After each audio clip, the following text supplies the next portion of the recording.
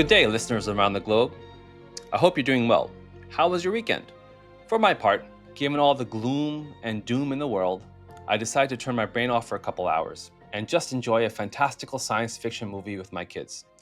I don't want to give away the plot, but in the film, there was an underground industry where people would go and have their bodies technologically enhanced and their senses augmented.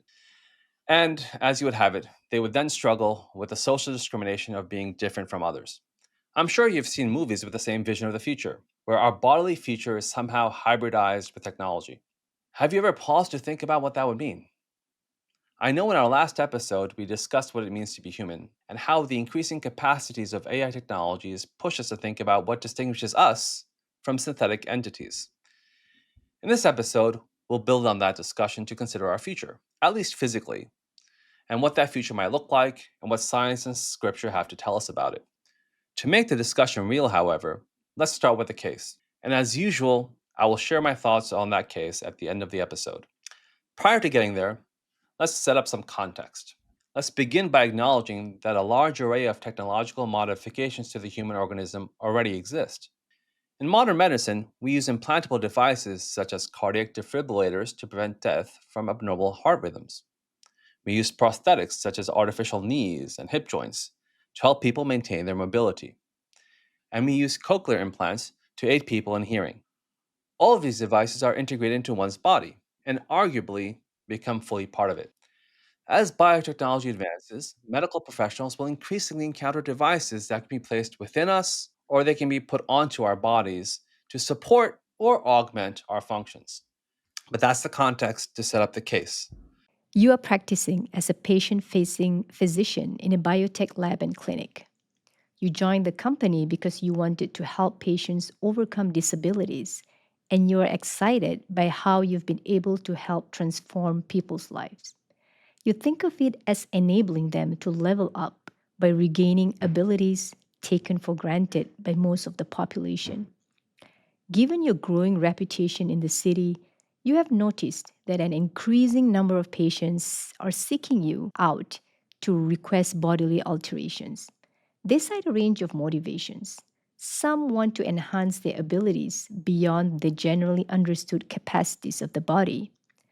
Others desire to make alterations for personal aesthetic reasons, and some desire to experiment on their bodies. A recent patient who is not able to see color asked you to install a mechanical sensor that interfaces with his brain so that he can feel vibrations for different colors in his field of vision. What are your thoughts? Would you perform the procedure? Do you think such work is part of the mission of medicine, or does it go beyond that? This case study, which we will return to later, illustrates just one type of scenario that is already occurring within and is likely to spread throughout a range of medical disciplines. As is the case with many technological developments, cultural and ethical responses can lag behind the pace of rapidly emerging realities. One response to the possibility of human adaptation and alteration has been the emergence of the term transhumanism.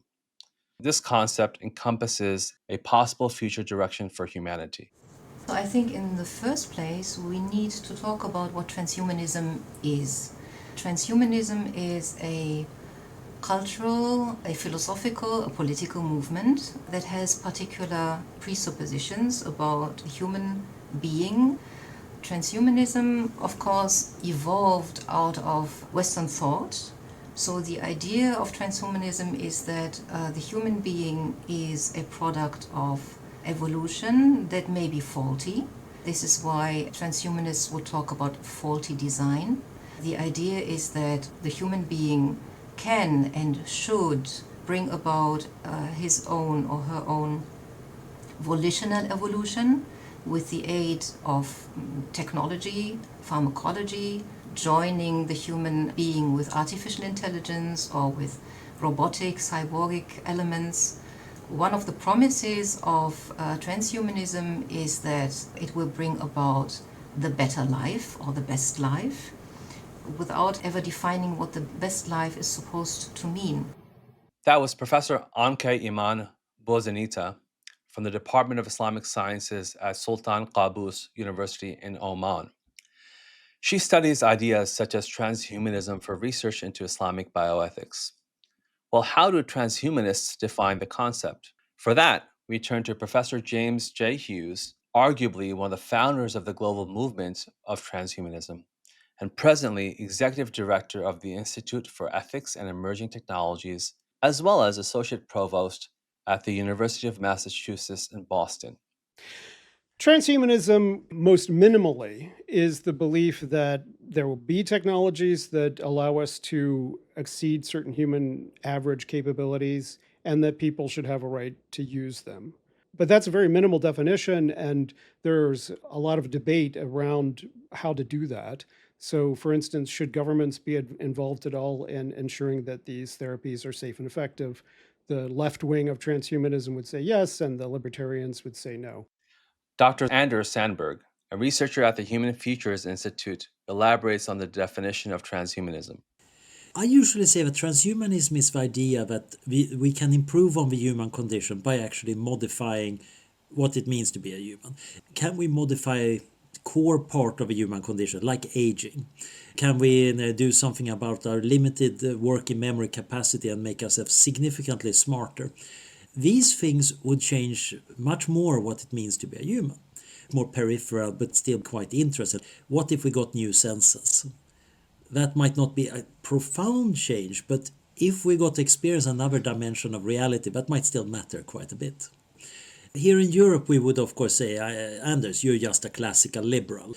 And I'm kind of guilty on that charge. But generally, I think it's important to have individual freedom. And basically, I argue we have a right to our bodies, we have a right to live a free life as long as we don't infringe on others' freedom. And that might, of course, imply a right to modify ourselves. As we've heard from the discussion so far, there is quite a difference of views, not only between those promoting or conversely rejecting transhumanism, but also among the proponents of the transhumanist project. The liberal side of the transhumanist project focuses on individual freedom to alter our bodies, while the more left leaning adherents argue for some kind of government regulation and for equality of access. But it's difficult to debate transhumanism without having clarity on the terms we use.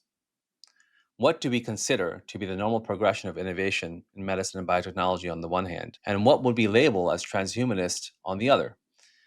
And with the growing ability to change our bodies and possibly add novel capacities to our beings, what ethical guideposts could we possibly refer to? For example, is it helpful or is it necessary to make a distinction between modifications made for the purposes of medical therapy and those used purely for enhancement or alteration? Dr. Sandberg. It's kind of blurred. You could say that the intention might matter, but quite often the intentions are also somewhat confused. One interesting critic of enhancement, Michael Sandel, has argued that health is bringing us back up to a normal level, and enhancement is going beyond it. And he argues that we have this normal moral obligation to help each other to get to the normal level, but we don't have any obligation to help enhancing, which I think is an intuition quite a lot of people do share. But it seems very unclear how he separates becoming normal from being enhanced. I doubt any of us can run as fast as Usain Bolt, but does that mean that, okay, we're subnormal? Or does it mean that he actually is abnormal? He's running way too fast. Maybe we could cure him from that. That sounds crazy. So I'm in the school that no, we have a lot of different goals in life. And if I want to be a mountaineer, I need a body that works for mountaineering rather than the current body I have, which is much more suited for sitting around in academia. And for my life project, if I truly want to be a mountaineer, I might actually need to have a body that's updated to fit that. Transhumanists are, in general, critical of the distinction between therapy and enhancement. We tend to want people to think about directions instead of some arbitrary line. The baseline conditions of being a human being are constantly changing. The fact that we live in a society with analgesics means that we probably experience less pain than our ancestors did. So the baseline human condition is changing, and that means what it means to enhance is changing. But if you think about what it means for someone with a disability to be given a therapy that then takes them above the human average, is that enhancement? If someone for instance, takes metformin, which is a drug that lowers blood sugar for diabetes, and goes from having a lower life expectancy to having a higher than average life expectancy, is that an enhancement? There's a certain kind of status quo bias at work. And our question is, well, if in the last century we've increased human life expectancy, wouldn't it be good to do that some more? There's no natural reason to stop at 80. Why not go to 100 if we can? However, Professor Hughes continues, distinctions should be made in regard to how we prioritize these technologies. I do think that there are some clinically and ethically relevant distinctions to make along this spectrum.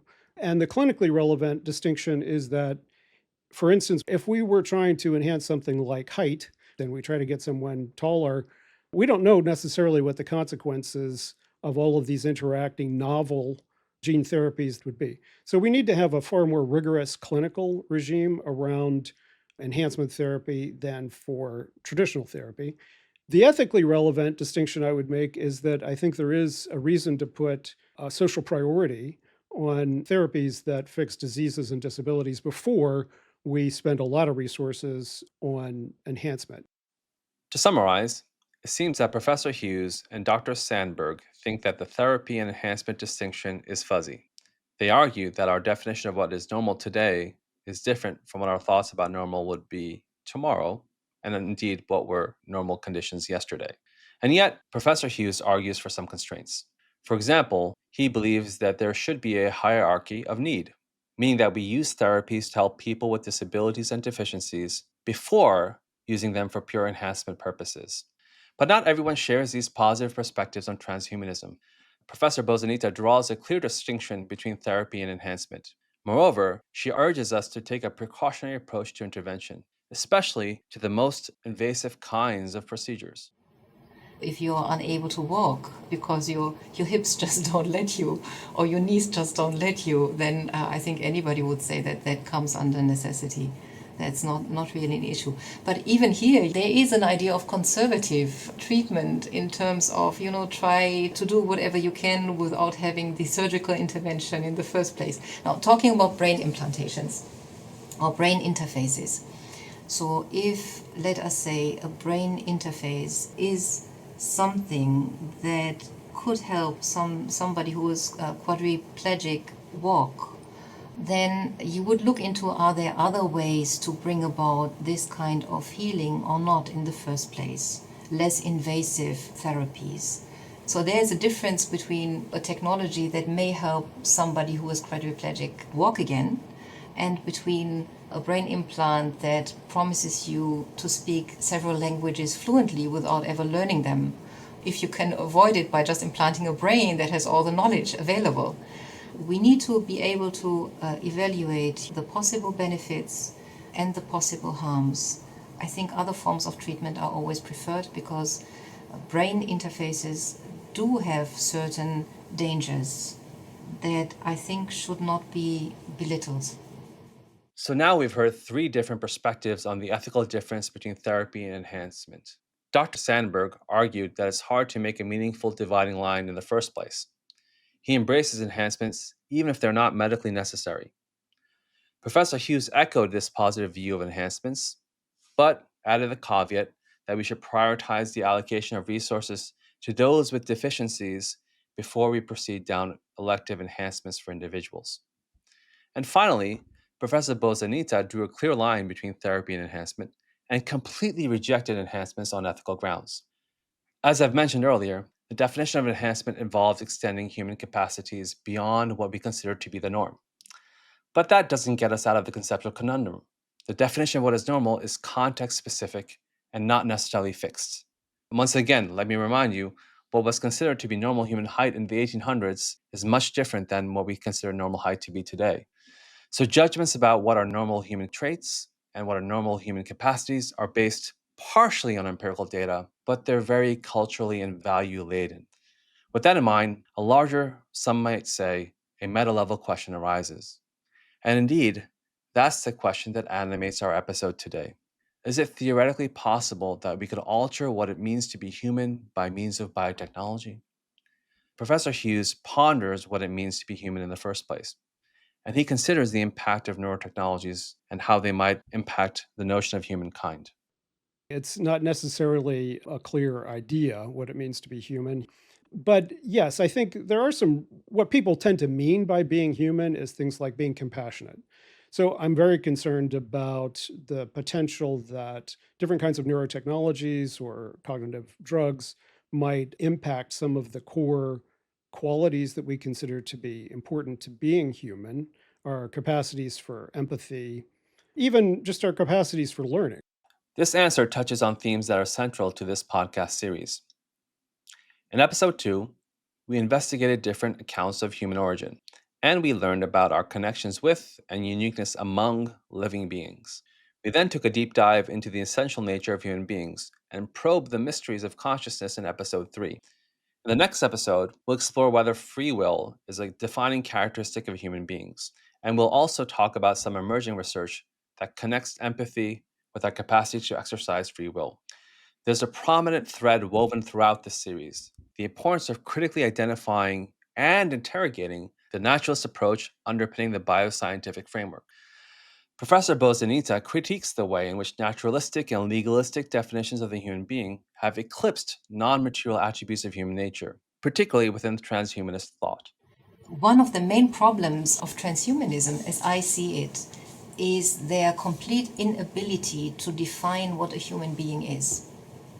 If you go through transhumanist literature, you will find that some of them try to define the human being based on biology, where actually it's quite difficult to define a human being based on the DNA, because there's not as much difference between us and other beings as we would wish for.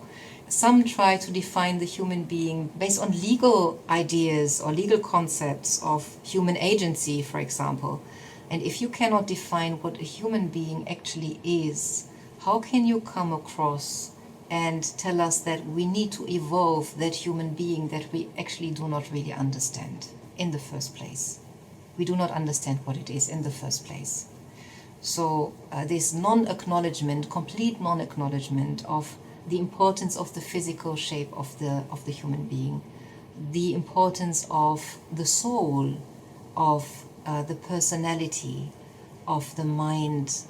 Professor Hughes acknowledges that if the transhumanist vision is realized, it could alter a core aspect of human identity: the idea of individual selfhood. How might biotechnologies change the deeply felt sense of personal identity? And, he asks, would such changes necessarily be a bad thing? The challenge that I see coming from neurotechnologies in particular to our sense of self and our use of computing technology already, I think it starts with a phenomenological challenge that, and as a Buddhist, this is where I'm most comfortable, that the Buddhist critique is that there is no persistent, enduring, discrete self, and that the effort to constantly find one or define one is a part of what makes you suffer. And the way that that applies in the context of the kind of diffusion of self that occurs in what we call the exocortex, or the use of digital devices to offload parts of our cognition, or the extended mind thesis that thinking doesn't just happen inside the brain, but it's the interaction of a variety of things in our environment with the brain. We've heard quite a lot, so let's pause for a moment. Professor Hughes is talking about the possibility of having exocortexes, something like external hard drives, that we could offload tasks or parts of our neurological being to. What comes to mind here is the image of a human brain somehow connected with multiple synthetic brains in a sort of hive mind. And the sum of all of these is a single encompassing identity. For those who've been following this podcast series and my self disclosures about my sci fi movie watching habits, I just threw you all a bone and foreshadowed a cultural reference I'm going to make shortly. For the rest of you, you'll know it when we get there. Okay, so from a worldview in which the notion of self is decentralized, like the Buddhist view Professor Hughes references, new technologies that blur the edges of oneself may be welcome, and many of us might be intrigued by having exocortexes, as I'm sure we've all had times when we wish we could outsource some of our mental load. I mean, part of the drive to integrate more and more AI into our lives is for that reason: to save our human brain power for things that truly matter. Yeah, There's always a cost, however. Despite having a relaxed attitude to lessening our sense of having an individual self, Professor Hughes imagines some interesting dilemmas that might arise when we are all using an exocortex connected to some kind of server or the web. The implication of this is that we can have this diffusion of self and that can be as good a self as having everything inside your head. But the further we get in terms of brain-computer interfaces, the closer we get to something like uploading or the recording of memory, the communication of emotion and thought between brains with mental telepathy of some kind, you begin to get into scenarios where the actual self boundaries between people might break down, the kind of Borg scenarios. It's like when you get married, you have to decide, are you going to combine your bank accounts?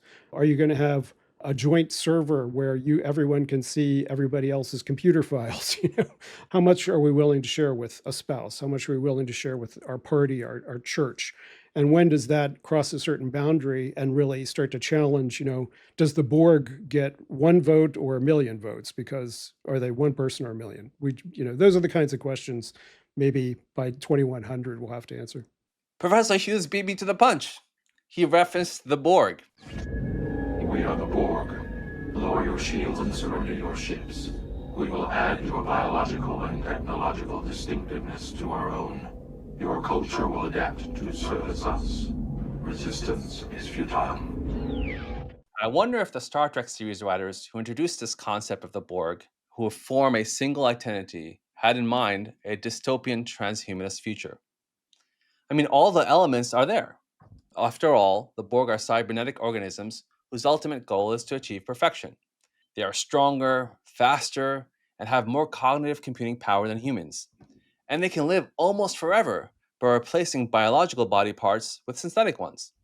But there is a negative. They forcibly implant cybernetic parts into individual human beings, or actually individual entities, some of which are human. They transform them into drones, and they all become part of the Borg's hive mind. And Borg drones have almost no sense of self. It's all about the collective. Dr. Sandberg ponders what it actually means to be human and what kind of questions will have to be faced should humans transform into new forms of beings. He also builds on the theme of how a collective feeling of identity might overtake identification as an individual human self. I don't think the current embodiment we have is particularly unique.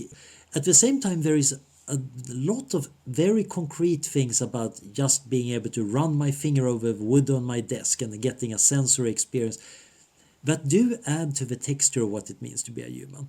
Our emotions have a particular structure that seems to be a human universal, and overcoming some of the bad parts of that structure, the flashes of anger or fear that show up at the wrong moments and lead us astray. It might be that future people have found ways of regulating that, but I don't think they're going to say, okay, we solved all the problems, let the good times roll. They're going to be concerned about many other things. For example, in the future we might find new virtues. It might be, for example, that there are group level virtues. Indeed, many of the environmental virtues don't make much sense individually. I can't make a species extinct under most conditions. We can only think of it as a society. But as a society, we want a society to be environmentally virtuous and not bring a species to extinction. And we might think about civilizational virtues, like maybe we need prudence for humanity, so we handle pandemics and existential threats in a better way. Maybe there are other civilization level virtues we haven't even thought about because we don't have the technologies and the understanding going on. So I do think that transhumanism can fit into these stories quite well. So we've heard possible scenarios ranging from a sci-fi Borg dystopia on one hand to a hope for discovering collective, even planetary, civilizational virtues on the other. It's impossible, of course, to predict which way that could go. Professor Bozanita sounds a cautionary note based on the risks to human identity that she perceives in our existing technologies. We see developments like artificial reproduction outside of the human body, artificial wombs. We see developments like genetic engineering. We see developments like the possibility to have designer babies. Maybe some have the idea to provide the human being with gills in addition to the lungs for certain, maybe even military applications. So capitalism, in the form that we have now, has been termed a surreptitious capitalism, casino capitalism. There is a real danger of the commodification of the human being, and this will change what it means to be human. So if, for instance, copyrights were imposed on certain so-called enhancements, on certain genetically engineered traits, we have a really, really imminent problem of marketing the human being or parts of the human being. But these ideas converging in an age where artificial intelligence also gains ground, and where in the end data is collected by private companies, can be used by private companies. So all of these developments together can actually be quite a dangerous development for humankind. So that's the stark warning from Professor Bosanita. She's talking not only about the dangers of technologies themselves, but also of the social political systems in which they are developed and used. Her analysis, just now, focuses on the ethical issues raised by the political and economic context of the transhumanist project. And she will also be joining us in a moment for our exploration of the future of humankind through an Islamic theological lens. Perhaps it's her religious perspective that gives her confidence that the transhumanist vision will never come to fruition. I do not think that transhumanism itself, in the promises that it makes, is dangerous in the way that it will realize these promises. It won't. There will not be a singularity, a merging of man and machine. There will not be an eternal life on earth. But the danger is that people may be deluded into thinking that the possibility exists, and that people will allow certain interventions to be made, interfaces with the brain, for example, be performed, and will deliver themselves into a kind of servitude to the machine or to certain companies that has not been seen before. And despite his embrace of the transhumanist project, Dr. Sandberg shares a similar prediction that at some point the project will come up against natural limitations. I think the trick here is to recognize that, yeah, you probably can never totally escape finitude, but it's a darn good thing to fight against it. Very important limits that we think we shouldn't be taken for granted and we should be trying to break through. It is a good idea to reduce pain. It's a good idea to come up with cures for diseases.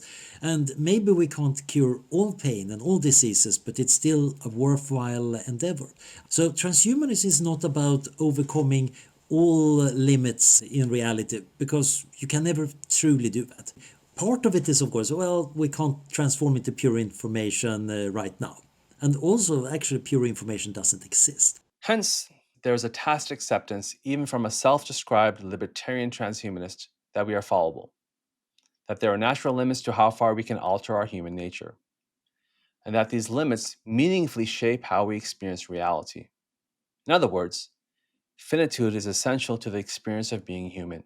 I quite often say that I want to be able to see ultraviolet so I can see the patterns of spring flowers. But there are probably other aspects of reality that we're missing out on. I have a friend who's got an implanted magnet, and I'm always asking him if he's seen any beautiful magnetic field recently. I bought a little dosimeter a while ago, and I've been going around kind of watching the radiation environment around me, and I'm getting measurement and spectra. But imagine actually feeling the cosmic rays. I think there is ways of experiencing the world better that we don't have. It's very fun to try to think, can you actually implement this? We can make tools to do it, but can we input the tool inside ourselves? I think the world and our relationship to it is such a wonderfully open-ended thing. Many people say, oh, that's mere matter.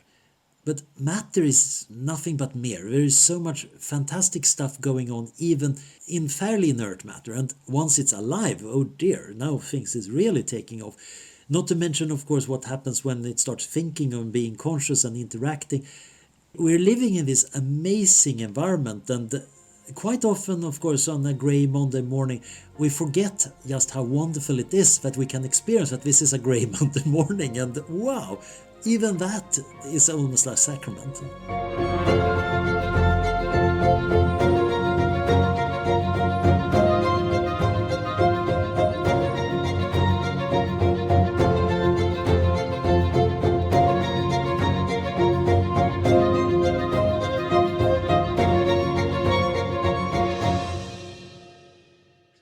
Our panel of scientists and philosophers have certainly covered a lot of ground on the future of humanity. We learned a bit about transhumanism and the motivations to transcend our present biologically induced limitations by means of technology, and that there is a drive in society to become stronger, more cognitively enhanced, and to become almost immortal. We listened in on conversations about how such changes may impact our notions of what the human being is and our senses of self. Our panelists debated the use of biotechnology for the purposes of therapy and for enhancement, and even how they might alter the human being. These points were particularly salient, and we will return to them when we discuss the case at the end of the episode. From the bioscientific perspective, it seems we are changing, and transhumanists use bioscientific arguments to put forward the view that we should accelerate and push this change in certain directions. Next, we will turn to Islamic perspectives on transhumanism and weigh up whether or not we should use medicine and biotechnology to change our beings.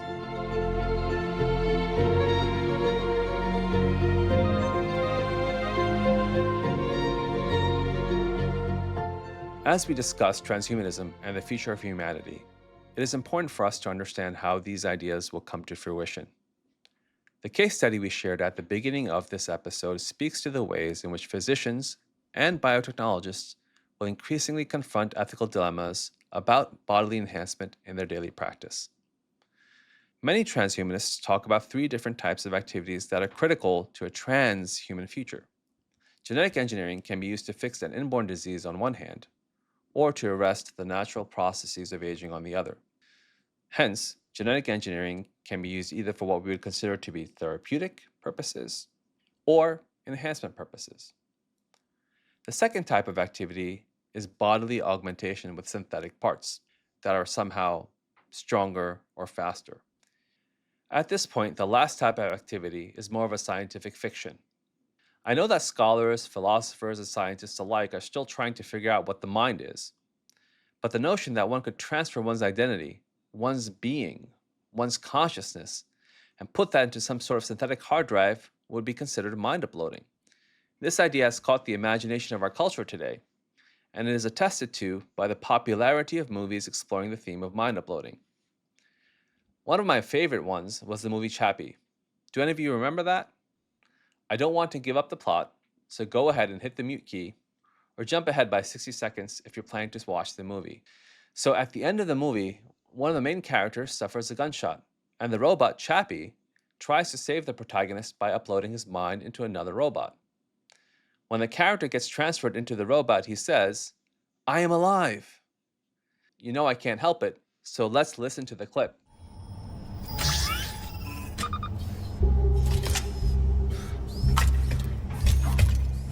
Michael, please take it slow. This will be very disorientating for a human. My God. Michael, do you have pain? No, Chappie. I'm alive. The same general story occurred in a film I'm sure you all know, Avatar. The idea that our minds could someday be uploaded is advanced by transhumanists. Their hope is that it would enable humankind to transcend mortality and approach immortality. This premise begs a persistently unanswered question that we discussed in episode 3, the question that philosopher David Chalmers has termed the hard problem of consciousness. Many of these ideas and activities are no longer confined to the realm of science fiction. In fact, there are individuals who have already taken the first steps towards a transhumanist future using today's science and biotechnology. I'll give the examples of just two early pioneers who embraced novel interventions for different purposes. We'll start with Professor Kevin Warwick, dubbed Captain Cyborg by the British press. He began experimenting on himself with implanted chips in the mid-1990s. He was able to control a synthetic arm from a long distance by means of a chip implanted in his wrist. He extended this experiment when his wife also had a chip implanted into her own arm, in order for the two of them to attempt neurological communication with each other using the internet. Lo and behold, this attempt succeeded in what was a notable first for biotechnology: the ability for nervous systems of two humans to communicate over a long distance by purely electronic means. And the second case is that of the late Peter Scott Morgan, known as the human cyborg. He was stricken by Lou Gehrig's disease. My brain is racing away, frantically wanting to communicate with the outside world, but I'm only able to move my eyes. I need AI to second guess what I'm wanting to communicate.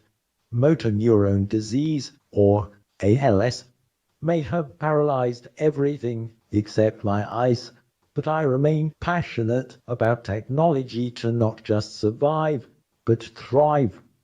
I see this new challenge not as a setback, but as a unique opportunity to do breakthrough research into how technology can change what it means to be human.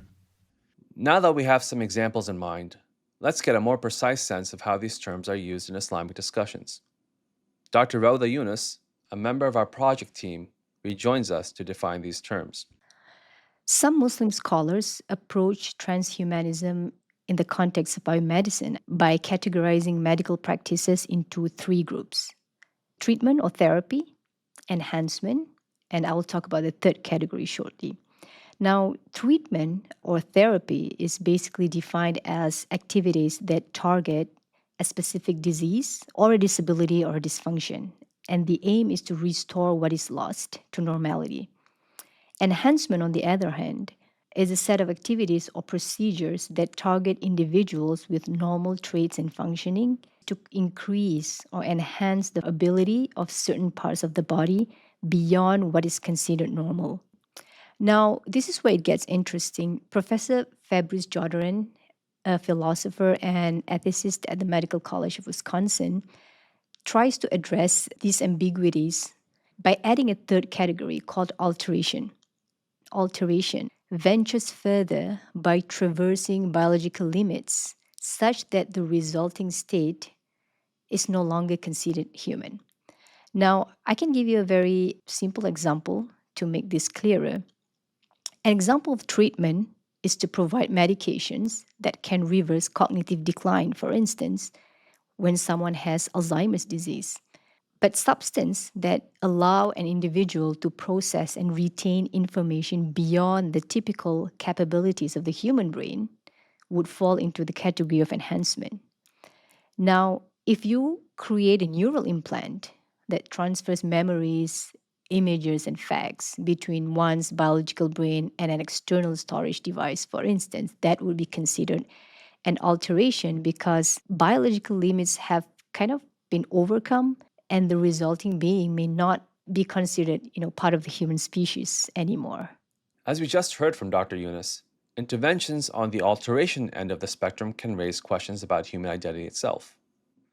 Islamic ethical discussions about enhancement and alteration also require us to first understand the nature of the human being. Professor Anke Bozenita rejoins us. She's going to introduce the important terms of kirama and hurma. These terms are central to ethical discussions about interventions to the human body. There is a concept of karama, of dignity. So the human being is bestowed with dignity. لَقَدْ كَرَمْنَا بَنِي Adam. We have bestowed dignity upon the children of Adam. The concept Professor Bozenita is referring to can be traced to the following verse in the Quran. ولقد كرمنا بني آدم وحملناهم في البر والبحر ورزقناهم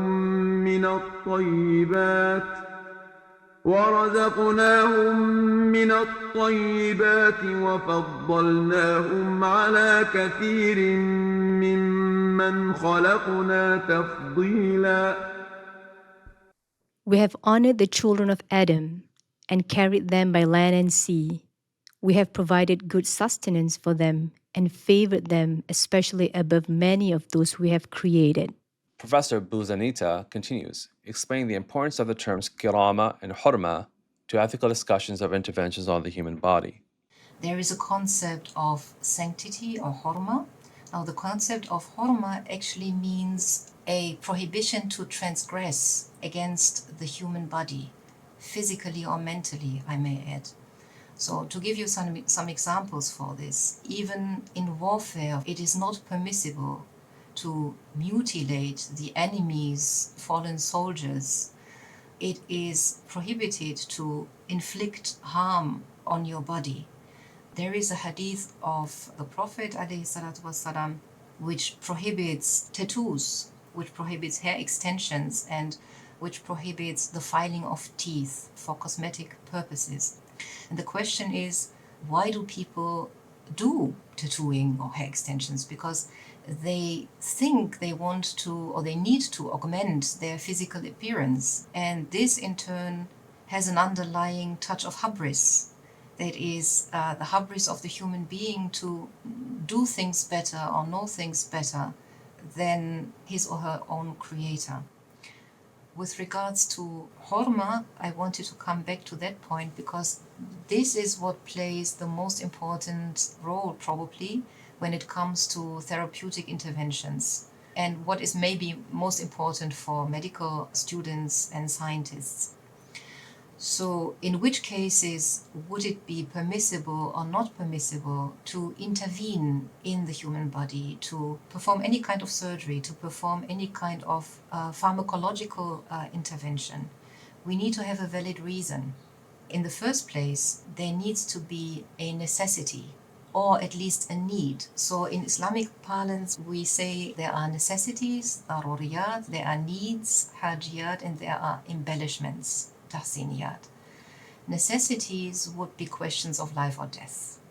So you have somebody who has just been in an accident and who needs to be operated on, who needs to have one of his limbs amputated.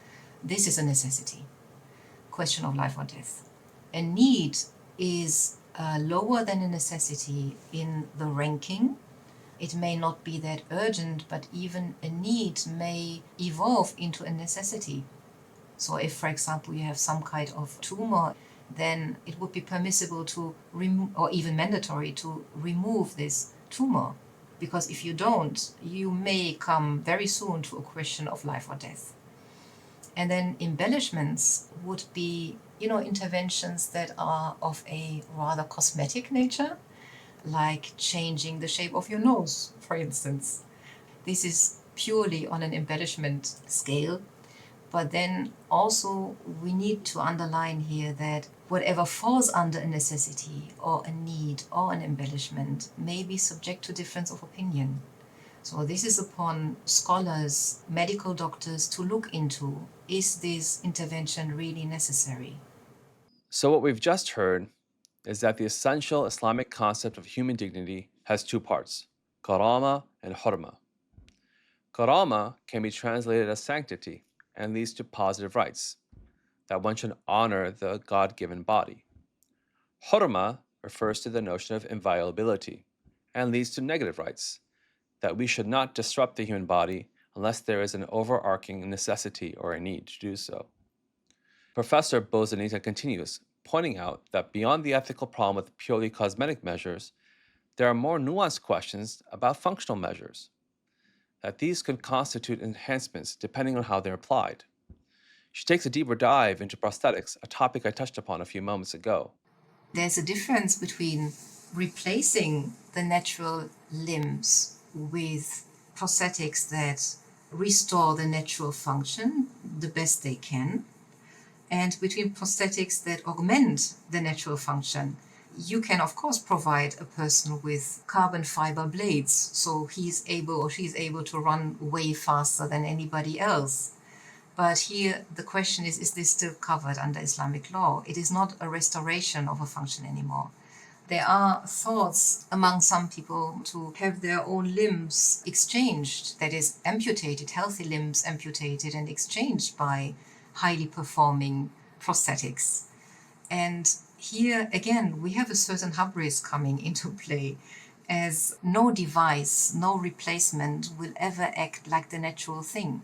So the first type of intervention would be permissible, the second would probably not.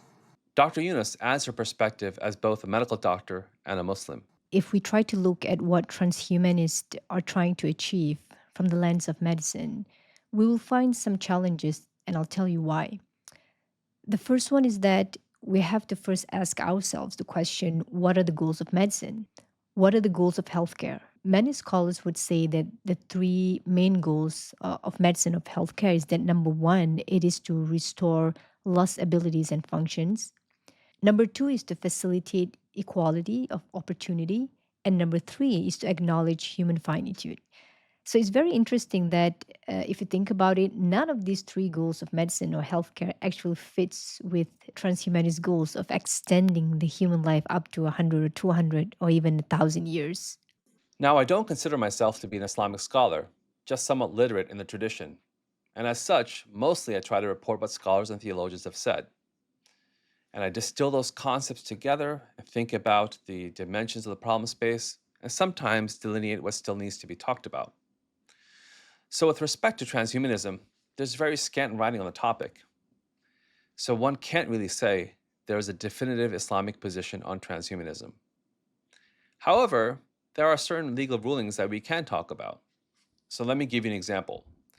In 1998, the Islamic Fiqh Academy of the Muslim World League brought together scholars from around the world.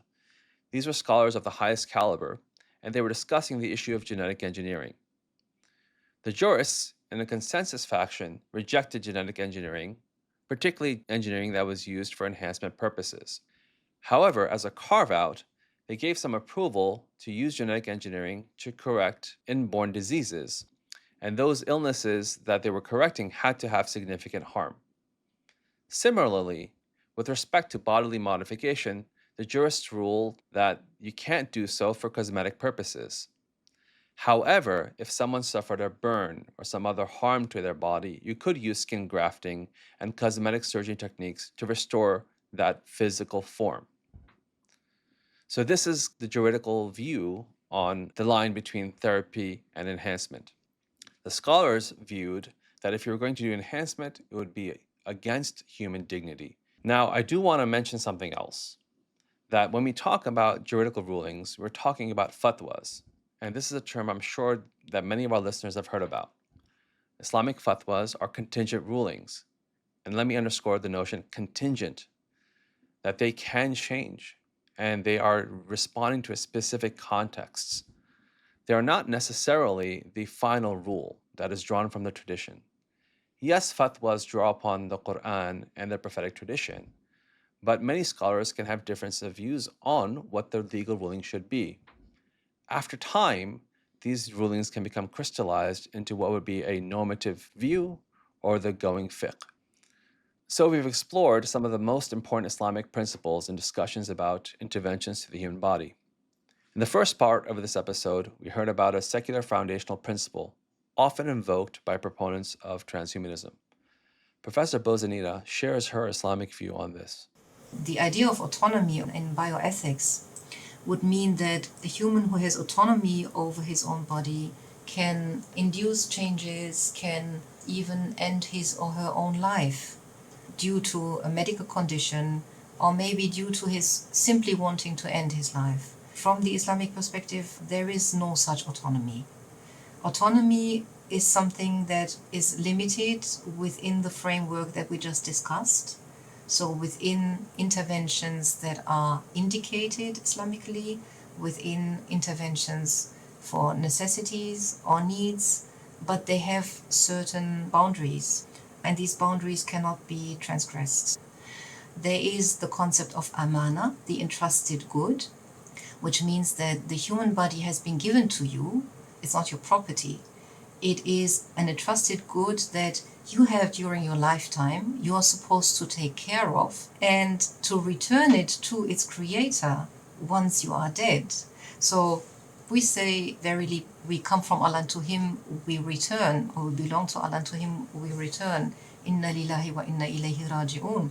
So bodily autonomy, at least as understood in a secular liberal sense, is not the default starting point for Islamic thought on transhumanism. There's another assumption we need to assess. Dr. Yunus contrasts the naturalistic framework of bioscience with an Islamic understanding of the human being. If you look at transhumanism, which is intertwined with modern biomedicine, both these domains are founded upon naturalistic epistemology. It is an understanding that all phenomena can only be explained through natural causes and they're subjected to observation or clinical experimentation, and anything beyond that cannot be accepted because you cannot prove it empirically. But of course, as we know also that modern medicine or biomedicine is very reductionist in nature, it reduces human beings to just the body. If we accept that philosophy, it only makes sense that you do not want death, because why would you want death if this is the only life, the only opportunity you have, and only through this physical life you can attain self-actualization, worldly pleasure, relationships. Everything is concentrated in this short life, and your life is just the body. There's nothing else beyond that. But what Islam is more interested in is how much you grow in terms of your morality, spirituality, your kindness, your compassion, and your connection to God, most importantly. Professor Bozanita expands on this critique of materialist frameworks. Being distinguished by a soul may be one of the most important points here. The soul is one of the mysteries of life. The soul is something that we cannot actually define or locate in the human body. And this is another important concept in our discussion of transhumanism, as obviously the soul does not play a role in the materialistic worldview of transhumanism. It is not computational, just as the human mind is not computational. So Allah Himself said about the soul, يَسْأَلُونَكَ عَنِ رُوحِ قُلْ أَرُوحُ مِنْ أَمْرِ رَبِّي وَمَا أُوتِيتُم مِنَ الْعِلْمِ إِلَّا قَلِيلًا. They ask you about ruh, about the soul. Say the ruh is from the matters of my Lord, and you have only been given little knowledge. So we do not actually know how to define what this ruh, what this soul is. Hearing about the mysteries of the soul in that beautiful recitation of the verse prompted me to reflect. I realized that as a physician and bioethicist, I'm working in fields that are informed by frameworks for understanding and treating the human being. But in those fields, I wonder, do we find room for the soul? I've been noticing that the disciplinary methodologies that we work within seem to have a habit of solidifying into worldviews. I'm becoming concerned that naturalistic methodology, which informs the current practice of biomedicine, has a lot in common with the philosophical underpinnings of transhumanism. And it feels important to identify this unexamined link between the two domains. So, biomedicine, its vision of the human being, is one that is based on a naturalistic, reductionistic, and mechanistic understanding of the human being. I mean, as a physician, I'll tell you, my day involves identifying and diagnosing maladies based on biological data, and that data is derived from bodily structures. I interrogate the body, I get blood tests, for example, I take imaging of the body, for example. That's just a physical aspect of the human being. And based on that assessment, I decide upon what therapeutics to give. So we share with transhumanists a working assumption. The body is the site for interventions to bring about health, and perhaps even flourishing. So when transhumanists argue that if we can improve the body, that we should, questioning that logic may not come naturally to us. After all, we, as physicians, devote our efforts to bodily healing, and we try to help humans flourish. But before initiating any intervention, physicians and ethicists have an obligation to ask, what is the intended purpose of this intervention? We also must ask, what benefit do we hope this intervention will bring to the patient in light of the risks of harm that it might carry?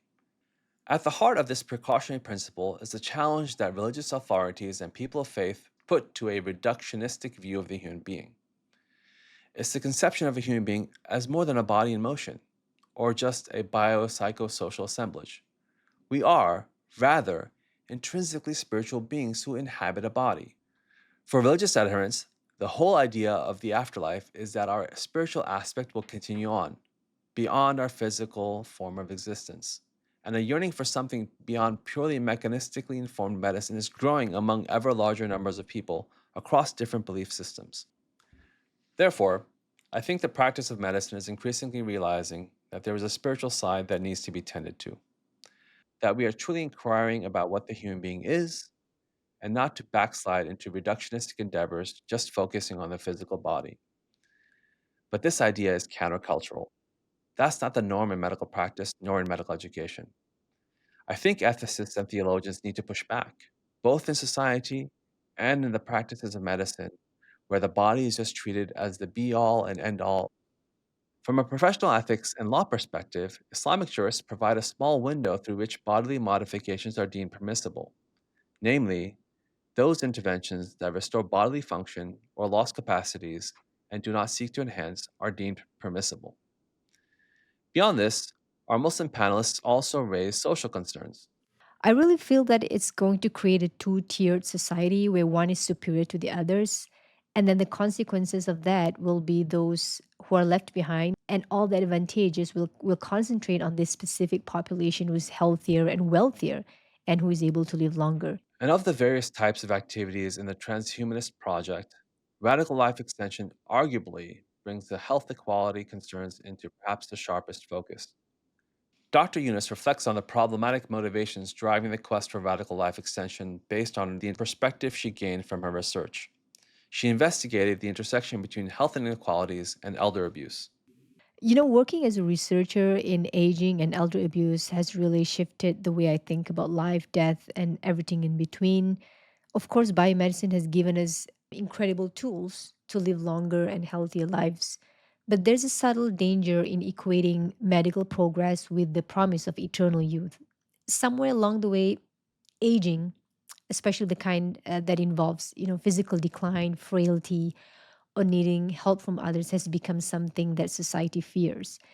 And sadly, this fear is reinforced, by a society or by an environment that often looks at older adults through a lens of ageism, stereotyping them as weak, unproductive, or out of touch.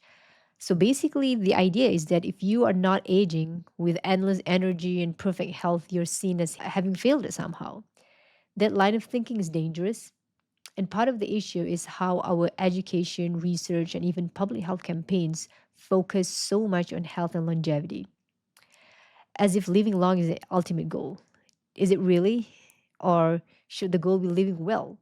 So, a meaningful life doesn't always mean a long one. It means living with purpose, surrounding by love, doing good, and embracing our imperfections.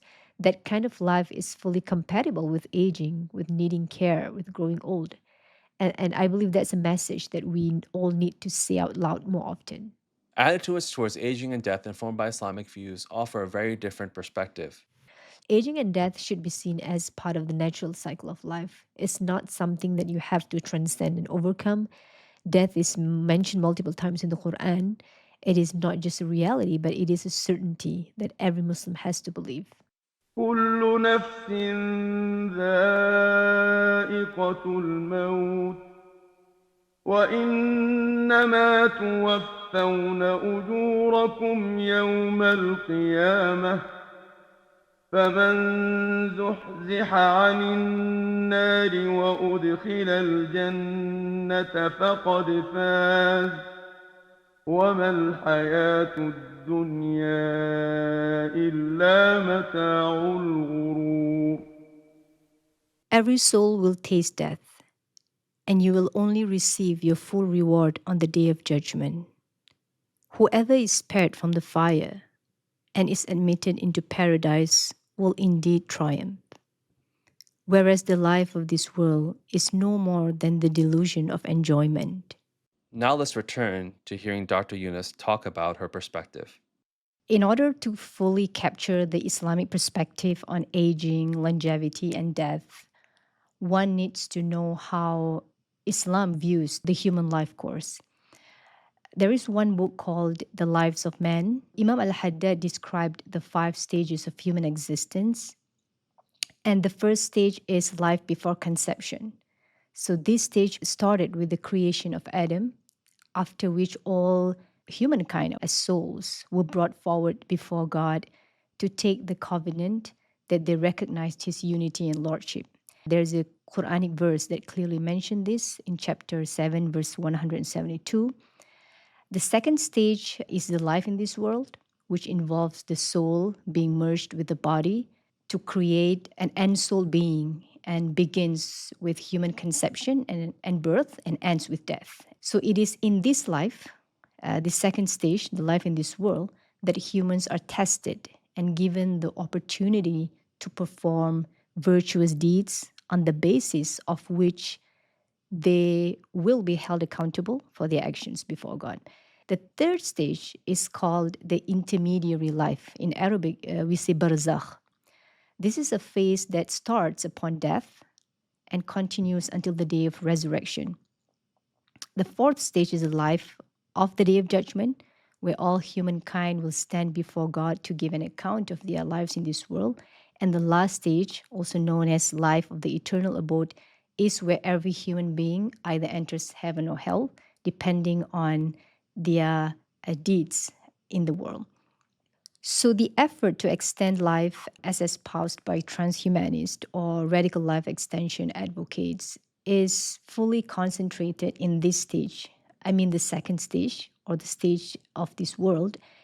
Now, from the Islamic perspective, there are two ways of understanding this phenomenon. First, giving the shortness or the brevity of life and the ultimate human destiny being the hereafter. You will find many Muslims questioning the enthusiasm and desire to live so long when this world life is described as illusion and deception in the Quran. Second, and in contrast to the former view, this brief portion of life is the only stage of human existence that allows human to gather virtuous deeds and prove their worth in the sight of God. So this phase, in other words, is the main determinant of one's destiny in the afterlife. So you'll also see some Muslim arguing that living longer is praiseworthy, is something good. I mean, because it gives men more time to do goods and to rectify their affairs. As such, there is nothing wrong with efforts to slow down the aging process if that can make humans live longer and healthier in piety and good faith. However, as Dr. Yunus pointed out earlier, slowing down the aging process shouldn't come at the cost of exacerbating inequalities for our elders. She contrasts these social inequalities with Islamic value of cherishing one's elders. The important thing in Islam is, of course, to worship God and not associate any partners with Him. That's number one, and that is irrefutable. Right next after worshiping God is cherishing and honoring your parents. Another thing is beyond the relationship between child and parents are multiple hadith where the Prophet instructs Muslims to show a lot of respect and care for the older people within the community. It seems to me that Dr. Yunus is pushing back with another theological argument about the purpose of this life and the meaning of death. I speculate that Islamic concepts here contrast with the transhumanist idea of maximizing this worldly life, as she mentioned a bit earlier. Professor Bozanita adds another important point on this theme. She contrasts the earthly immortality sought by transhumanists on one hand, with the Islamic view that all aspects of creation are perfect, including the human lifespan. Longevity is one of the promises, eternal life on earth. From the Islamic point of view, the human being has been created in his or her best shape, and the human being has been created with a particular lifespan. That is, from the moment where the soul is breathed into an embryo in the mother's womb, the beginning of human life, to the point of time where the soul leaves the body, the end of life. This lifespan is predestined. And from a transhumanist point of view, it is more like death is an obstacle to be overcome. Death is like the ultimate spoiler of whatever material pleasure a person can have in their lives. In the Islamic context, of course, we have the promise of Iblis, the devil, who promised Adam and Eve to provide them with eternal life and knowledge that nobody else has by eating from the forbidden fruit. And they fell for it. And the false promise has remained the same during the existence of humankind. And it may well be that the promises of transhumanism are just another aspect of that promise, the false promise that people may fall for. And in the end, they will not gain eternal life on earth or complete autonomy over their own selves. They will just deliver themselves into servitude. The basic ideas of transhumanism and Islam are not compatible. From an Islamic point of view, there is no need to improve upon nature because the nature we have been created in is a perfect fit for our shape and our capabilities. The physical shape that we have been created in does play a big role in the way that we serve our Creator and the way that we perceive our existence. So now that we've heard a very clear contrast between Islamic and transhumanist views, we come to the case study which you heard at the beginning of the program. You're a renowned physician, known for helping individuals with disabilities regain their lost capacities. One day, a patient with achromatopsia, a condition that renders him unable to perceive color, approaches you. He asks whether you'd be willing to implant a mechanical sensor into his skull, one that connects directly to his brain and allows him to hear color through vibrations. Would you do it? Before sharing my own thoughts on this, let's hear from Professor Bozanita, who is an Islamic bioethicist, as well as from Dr. Rauda Yunus, who spans the clinical and bioethical worlds in her work. This, I think, is a very important question for medical students, medical professionals, scientists. The basic idea of the obligation of a medical doctor would be to assist human beings, to heal human beings, to help them preserve their health. So if medical professionals are involved in trying to alter the human being in a way that he or she gains functions that are not part of what it means to be human, for example, implant a device that makes a human being see infrared or sense magnetic fields, for example. And in the end, if medical doctors partake in that kind of intervention or promote it, then they are complicit in a way. They are complicit in advancing an agenda that is not Islamically compatible. They are complicit in inflicting harm upon people. It's a very difficult situation, and it also depends very much on where I practice, right? If I practice in Malaysia, for instance, I definitely have the right to say no because I believe the local laws and regulations would actually support the Islamic values, and most doctors would probably be Muslims and agree with that. But if I practice in a Western country where there's a lot of emphasis on patients' rights and autonomy, and the local regulations say that a doctor has to fulfill the request of a patient as long as it doesn't go against the laws, then that will be difficult for me. But if you ask me personally, then I will, if it's just to enhance or to add to something and not to restore a lost function, I don't think I will agree. But at the same time, I will maybe refer the patient to another practitioner who might be willing to do that. So it's not fair for me to impose my values on that person. So if he or she can find another practitioner who has the skill set and who is willing to do that, then that's his choice. Now, let me share my own thoughts. You might think that this scenario is science fiction, but it's not. This is, in fact, part of the life story of Neil Harbisson, a British citizen and artist.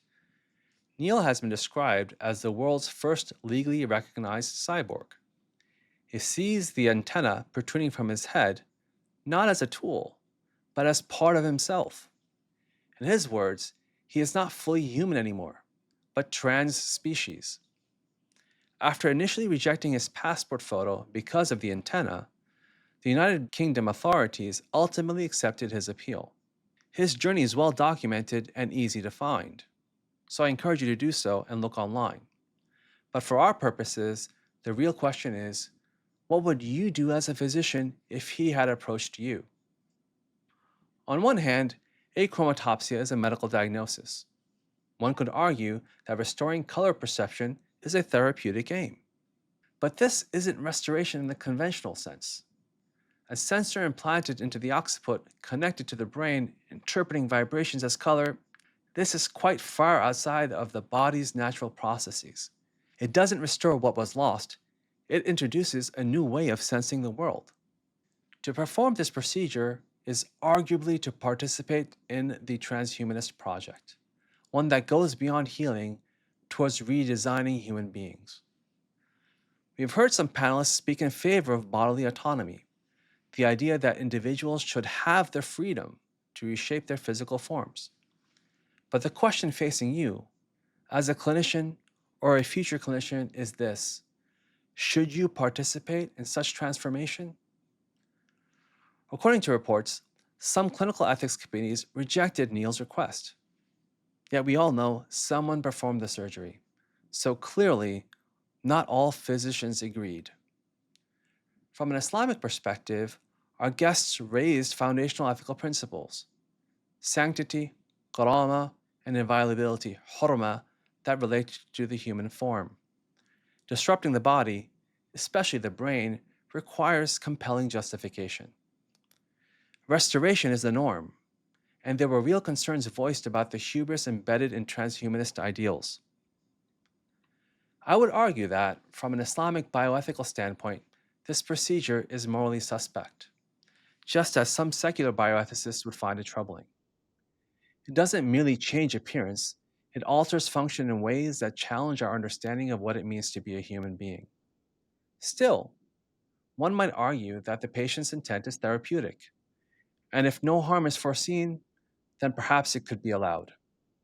As with many issues we've discussed, there's room for disagreement and deeper reflection. So I leave you with this, especially if you're a clinician or trained to become one. What are the moral boundaries of medical practice? What goals are you aiming to serve through your work? Both you and the patient are moral agents in the clinical encounter. Your values matter. Their values matter. And when it comes to decisions involving the human body, alignment between intentions, actions, and outcomes is essential.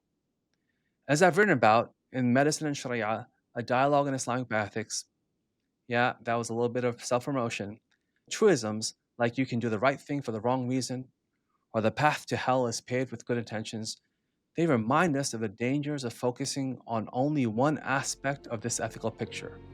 Motive, means, and consequences all count. I hope this episode gave you something to ponder. We're now more than halfway through our journey. Up next is episode 5. Are our lives predetermined? The questions of free will and human agency. In that episode, we will explore age-old questions that have puzzled philosophers, theologians, and scientists alike. You have the choice to listen in, or do you? Until next time, wishing peace to you and your loved ones. Ma'a salama.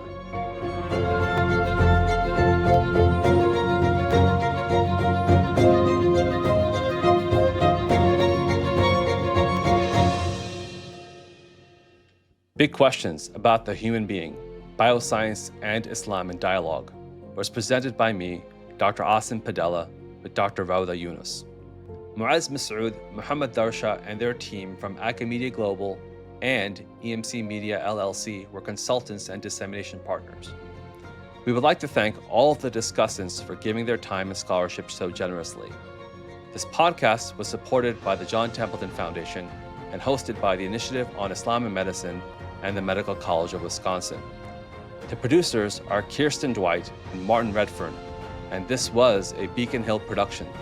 For more details about this podcast and about the project in general, please visit medicineandislam.org.